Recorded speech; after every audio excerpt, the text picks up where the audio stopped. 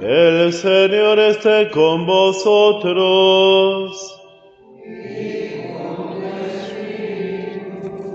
Lectura del Santo Evangelio según San Juan.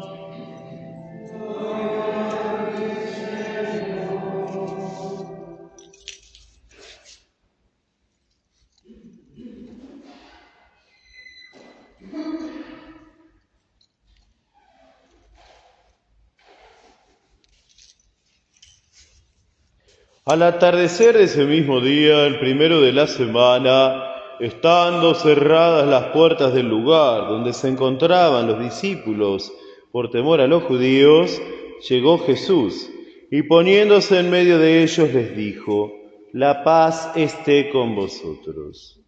Mientras decía esto, les mostró sus manos y su costado.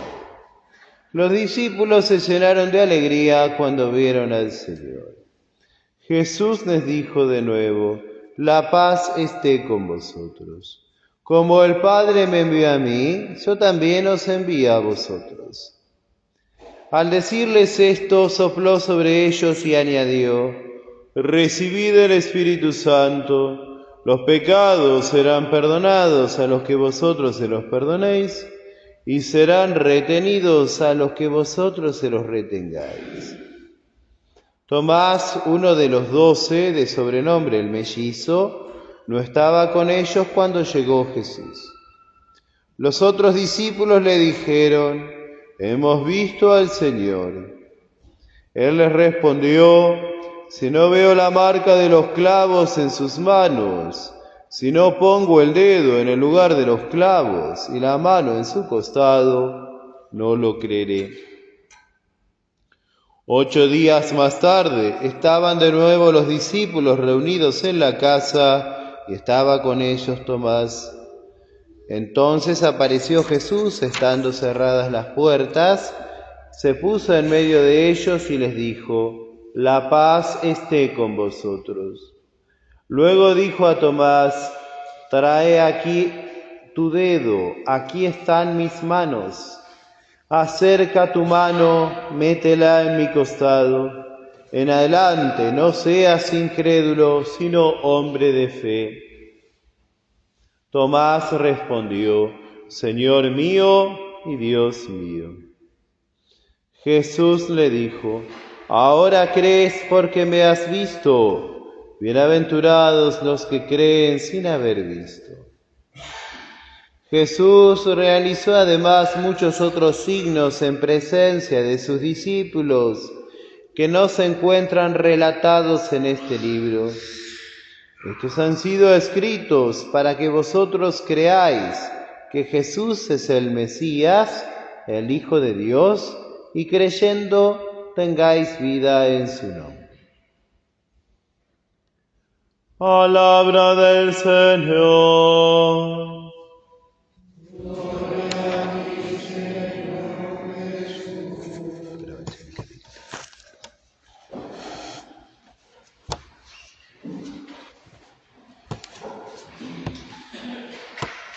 En este día estamos celebrando el segundo domingo de Pascua, llamado también octava de Pascua, llamado Evangelio de Tomás, porque todos los años escuchamos este texto que ocurrió un día como hoy, como dice el texto sagrado, el día de la resurrección, y 8 días más tarde Cristo se volvió a aparecer.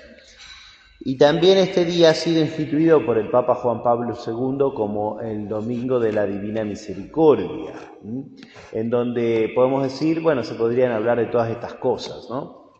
Bueno, pero con ocasión de los acontecimientos que han pasado esta semana, voy a dejar todos estos temas, ¿no? Que sin duda cada uno de los temas da para hablar muchísimo, y voy a hablar de lo que todos conocemos, es de público con su conocimiento para todos, ¿no? Como ustedes saben, el día lunes, fallecido el Papa Francisco, y ahora la Iglesia está en un periodo que se llama de sede vacante, es decir, no tenemos sumo pontífice y estamos esperando que el Colegio de Cardenales se reúna en Roma para poder elegir al sucesor de Pedro, porque los papas son siempre sucesor de Pedro, no son cada papa sucesor del anterior, ¿no? Sino el primer pontífice es Pedro.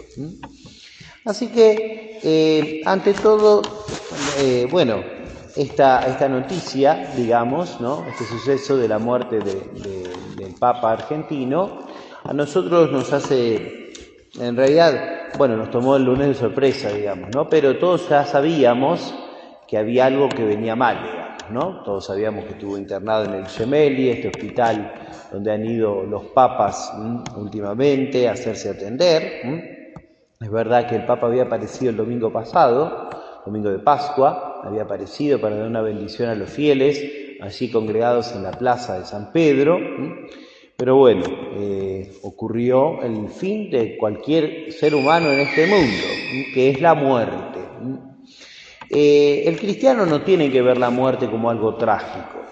El cristiano sabe muy bien que si ha amado a Dios, para encontrarse con Él es necesario morir. Así que el cristiano tiene que ver la muerte, claro, evidentemente nos cuesta morir, nos cuesta pensar en ello, pero el cristiano tiene que verla con una mirada sobrenatural. Dice San Pablo en la carta a los Filipenses: para mí la vida es Cristo y la muerte una ganancia. Así que todo cristiano debería tener esta mirada esperanzadora ante la muerte. Pero además de eso, se suele ocurrir además que hay una mirada, digamos, que tiene el mundo que no es la de Dios, cuando uno dice, ya está en el cielo, ¿no? O si no, en un ambiente eclesial progresista, se suele decir, es la Pascua de, en este caso, del Papa Francisco, o cualquier difunto, digamos, no importa quién fuere, ¿no? Y esto es un error.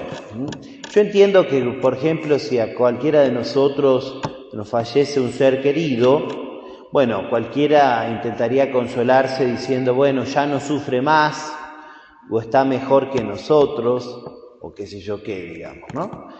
Pero esto es falso. O sea, puede que sea verdad o puede que no sea verdad. Esto tenemos que conocerlo nosotros. ¿Por qué digo esto? Porque en realidad, como ustedes saben muy bien, el destino del alma es inmortal, y el alma va a estar con Dios o contra Dios según lo que haya decidido en la vida, ¿no? Entonces, si el alma ha muerto en gracia de Dios, entonces ahí sí estará en el cielo.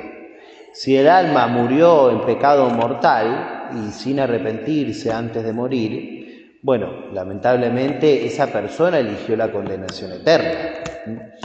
Y por otro lado, si una persona ha muerto en gracia de Dios, pero imperfectamente purificada, entonces esa persona va a ir al purgatorio. Y en este último caso, la persona se salvó, por supuesto, porque tiene que purgar sus penas, pero se salvó, su alma se salvó. Pero ni siquiera en ese caso el alma está mejor que nosotros, porque el alma tiene que purgarse, y eso cuesta, y eso es difícil, y esas almas, como dice Santo Tomás, están necesitando que nosotros recemos por ellas, más que ellas pedir por nosotros. Así que nosotros no le podemos decir a cualquier difunto que ruegue por nosotros. Eso se lo podemos decir a los canonizados, a los que la Iglesia elevó a los altares. Pero no se lo podemos decir a mi abuelito difunto o a quien fuere, ¿sí? Por lo tanto, nosotros tenemos que pedir a Dios para que esas almas descansen en paz. Cualquiera, ¿no? Y también, en este caso, al Papa Francisco, a quien nos referimos, pero vale para todos, ¿no? Porque uno haría mal si uno dice, no pido más misa por él, ¿no? O no rezo más, o no ofrezco tal rosario por él, por su alma, o por lo que fuere. Porque en realidad, si está en el purgatorio, lo que más necesita es que nosotros nos acordemos de él, y nosotros recemos por él, pidamos su eterno descanso. Es decir, la única forma que las almas descansan en paz es que vean a Dios, que vean a la Santísima Trinidad en el cielo. Así que nosotros tenemos que rezar por los difuntos. Y decirle Pascua a cualquier difunto, decir, es la Pascua de fulano, está mal, porque en realidad ¿Qué pasó en el misterio pascual de nuestro Señor? Jesús murió el viernes y resucitó el domingo y ya no sufría más, ¿no? Y ni siquiera sufrió esos días que bajó a los infiernos, ¿no? Su cuerpo estaba en el sepulcro, su alma descendió a los infiernos, ¿no? Y su divinidad, dice Santo Tomás, seguía unido tanto a su cuerpo en el sepulcro como su alma que había descendido a los infiernos, ¿no? Cristo no sufría en ningún momento después de su muerte, ¿no? Fue a buscar a los justos que habían vivido antes en el Antiguo Testamento y después resucitó victorioso, ya. Bueno, eso no es lo que ocurre con las otras almas. Entonces nosotros no podemos aplicarle sin más la palabra Pascua a cualquiera que haya partido de este mundo. No podemos, está mal. No es lo mismo lo que ocurre en el alma de Cristo o lo que ocurrió en la victoria del Señor el domingo de resurrección con lo que ocurre en cada uno de nosotros, ¿no? En los difuntos, ¿no? Así que por eso también no debe ser aplicado de esa forma. Además de eso, si el otro día quizás ustedes vieron la entrevista que me han hecho por la radio municipal, me preguntaron sobre ese día o al día siguiente sobre la muerte del Papa, ¿no? Y entonces yo dije que para mí, que esto por supuesto no lo van a leer en los diarios, porque como los diarios generalmente de la fe católica no entienden nada, entonces buscan cualquier cosa, digamos, para apreciar o menospreciar a cualquier persona, ¿no? Yo dije que para mí el mejor acto de gobierno del Papa había sido en estos 12 años de pontificado, fue cuando él decidió consagrar Rusia, y él agregó Ucrania, al Inmaculado Corazón de María. Y esto es muy importante, y esto hay que tenerlo presente. ¿Por qué? Bueno, fíjense que la Virgen se apareció en el año 1917 en Fátima, justamente pidió dos cosas. La Virgen dio un secreto en 3 partes, un secreto que se fue revelando, digamos así, y pidió además que el sumo pontífice, en unión con todos los obispos del mundo, consagre Rusia al Inmaculado Corazón de María. Bueno, el secreto, como dije, las 2 primeras partes se revelaron y la tercera parte se dividió en 2. ¿Por qué se hizo así? Y bueno, se hizo así, digamos, qué sé yo. Se dividió en 2. La primera parte de esa tercera parte se reveló en el año 2000. Según los estudiosos de Fátima, faltaría unas palabras acerca de la Virgen para explicar esa visión que Nuestra Señora dio a conocer. Pero además la Virgen pidió de parte de Dios que Rusia sea consagrada a su Inmaculado Corazón, cosa que ningún papa había hecho. Así, ningún papa había hecho. Había 2 papas antes de Francisco que consagraron el mundo al Inmaculado Corazón de María. Ese fue el Papa Pío XII y fue el Papa Juan Pablo II. Pero esto no alcanzó. Y esto no lo digo yo, lo dijo la hermana Lucía, porque después que el Papa Pío XII consagró el mundo al Inmaculado Corazón de María, entonces le preguntaron a la hermana Lucía si esto era verdad, si era lo que la Virgen había pedido.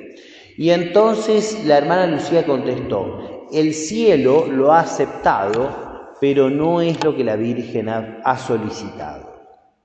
Es decir, el cielo lo aceptó porque eso evitó la Tercera Guerra Mundial. Cualquiera que sabe un poco de la trágica y terrible historia del siglo XX sabe muy bien que estuvo el mundo a punto de una Tercera Guerra Mundial, ¿no? Bueno, eso evitó la Tercera Guerra Mundial, o sea que el cielo sí lo aceptó.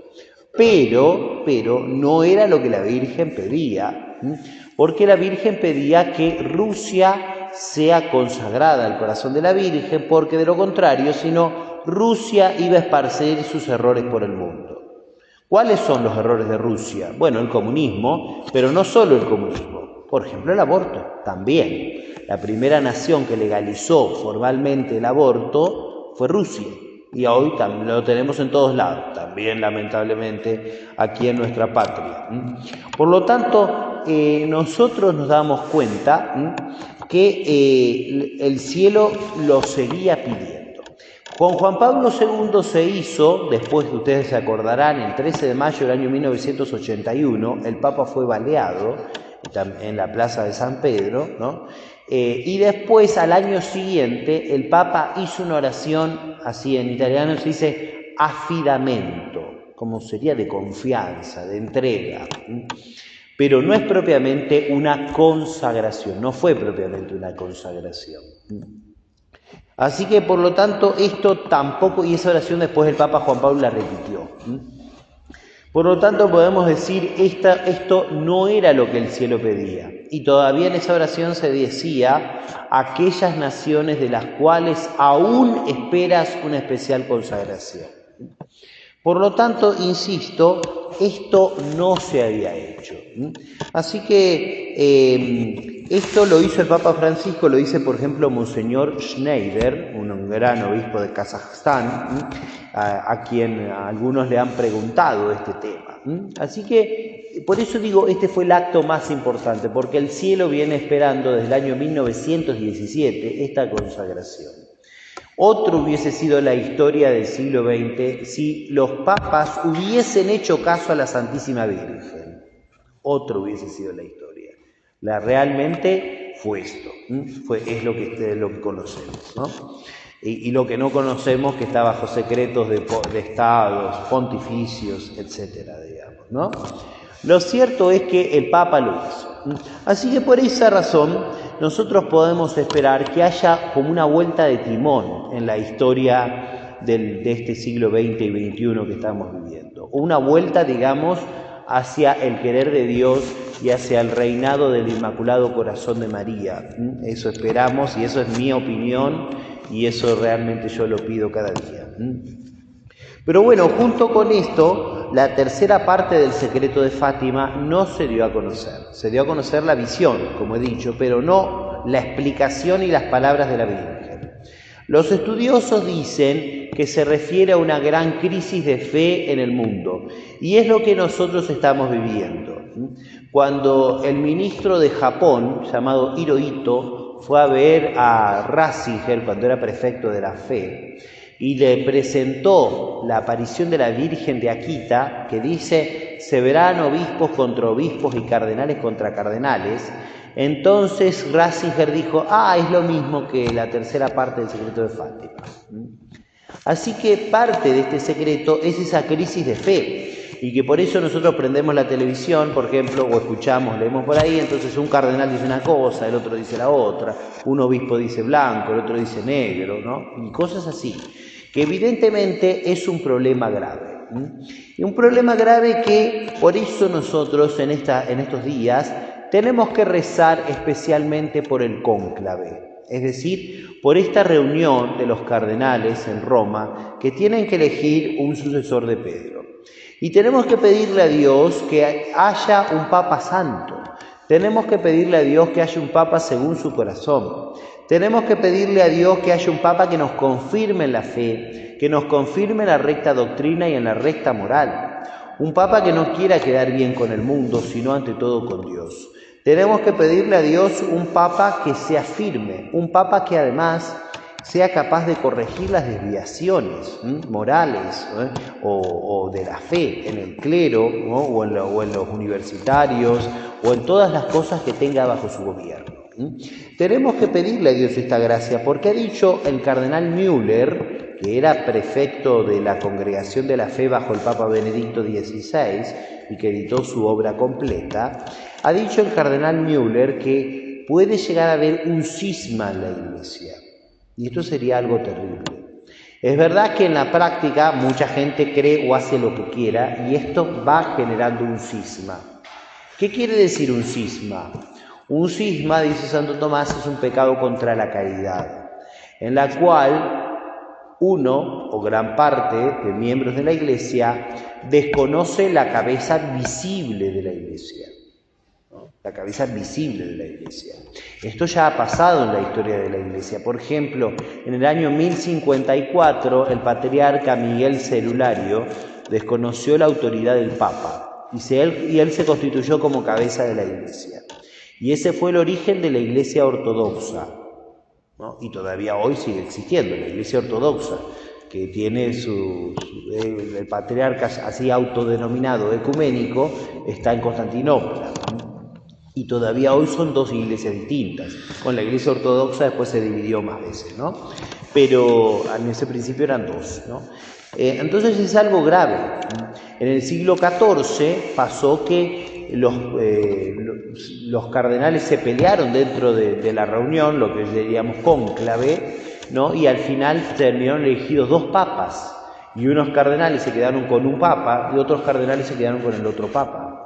Y se pelearon los reinos, y los reinos estaban divididos, unos reinos estaban con un papa y otros reinos estaban con el otro papa.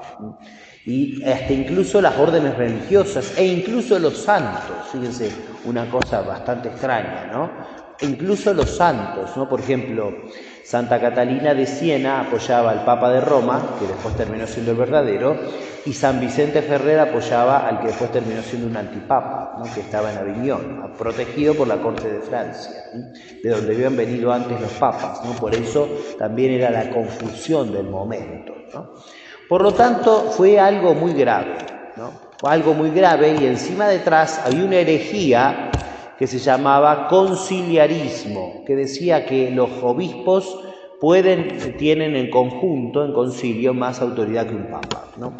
Así que fue algo realmente grave y muy doloroso para la historia de la Iglesia.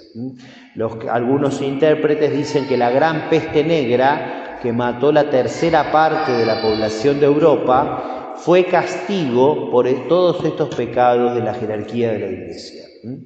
Así que, como vemos, es una situación muy seria y muy grave, un cisma. Nosotros tenemos que pedirle a Dios nuestro Señor que esto no ocurra. Por eso nosotros tenemos que pedirle a Dios que haya un Papa según el querer de Dios, que este cónclave se realice bajo la luz de Dios, ¿no? Y la luz de Dios sin duda puede dar paz a las almas y puede dar tranquilidad. Pero en este momento, evidentemente, hay problemas muy serios en la Iglesia, y uno no, supongo que todos ustedes lo saben, digamos, ¿no? Por ejemplo, no puede ser que en un lugar se diga que los divorciados vueltos a casar pueden comulgar, cuando la Iglesia siempre enseñó que esto está mal, y que en otros lugares se diga que se pueden bendecir parejas homosexuales, cuando la Iglesia siempre enseñó que era un pecado nefando, ¿no? Y como eso, un largo etcétera, ¿no? No puede ser que ahora, por ejemplo, aprovechando que Francisco se murió y que todavía no se eligió al Papa, la Conferencia Episcopal de Alemania haya sacado un memorándum diciendo cómo bendecir las parejas de nueva unión. ¿Se dan cuenta que esto es decir, acá mandamos nosotros? Pero escúchenme, tenemos que decir nosotros. ¿Y dónde está la Iglesia Católica? La Iglesia tiene que hacer en todos lugares lo mismo. Como decía San Ireneo de León, no importa dónde vayas, a las Galias o a Tierra Santa, en todos los lugares se predica lo mismo y en todos los lugares se hace lo mismo. Bueno, esto es lo que la Iglesia progresista quiere dar un timón, digamos, un golpe de Estado, podemos decir así, de alguna manera, ¿no? Gráfica, para entender lo que queremos explicar, que se entienda lo que queremos explicar. Por eso nosotros tenemos que pedirle a Dios nuestro Señor que haya un Papa según el querer de Dios, que pueda con sabiduría, con prudencia, gobernar la Iglesia y que pueda reconducir a la unidad católica y a la praxis católica todas y cada una de estas cosas, y que si tuviera que poner mano dura, a veces es mejor, porque si uno tuviera, por ejemplo, gangrena, si no corta el dedo, después tiene que cortar el pie, y si no corta el pie, después tiene que cortar la pierna, y si no corto la pierna, entonces el sujeto se muere. Entonces a veces es mejor perder el dedo y no que se muera la persona, aunque sea doloroso cortar un dedo. Bueno, esto mismo pasa con el cuerpo de la Iglesia. A veces a los herejes y a los que propagan los errores es necesario extirparlos, ¿no? Para que no contagien a los demás y salvar el resto del organismo vivo. Esto sin duda es difícil, ¿no? Y se necesita una prudencia sobrenatural. Por eso, en este día pidámosle a Nuestra Señora la Virgen, primero que recemos por la Iglesia. Si llegase a ocurrir las peores cosas que hemos descrito, esperemos que no, como buenos hijos de la Iglesia nosotros tenemos que estar siempre en ella. Si alguno de nosotros, por ejemplo, tuviera un padre alcohólico, no podría renegar de su padre. Más bien, tendría que intentar cubrir su desnudez, como los hijos de Noé hicieron con su padre, ¿no?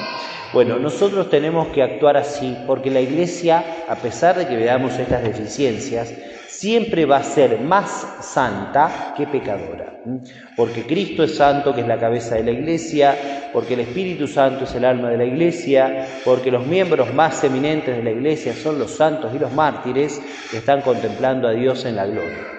Así que, por más que ocurran las peores cosas, nosotros nunca debemos dejar de apartar nuestra mirada de nuestro Señor Jesucristo.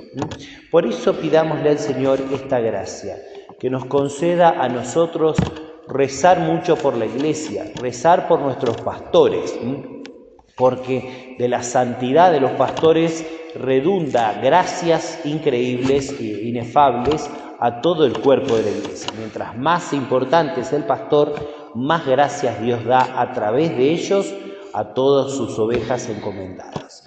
Pidamos a la Virgen entonces que nos ayude a rezar por la Iglesia, que recemos mucho por el eterno descanso del Papa Francisco, que recemos mucho por el próximo sucesor de Pedro, para que sea un Papa según el corazón de Dios, y así todos nosotros, pastores y ovejas, lleguemos juntos a las praderas eternas de la vida.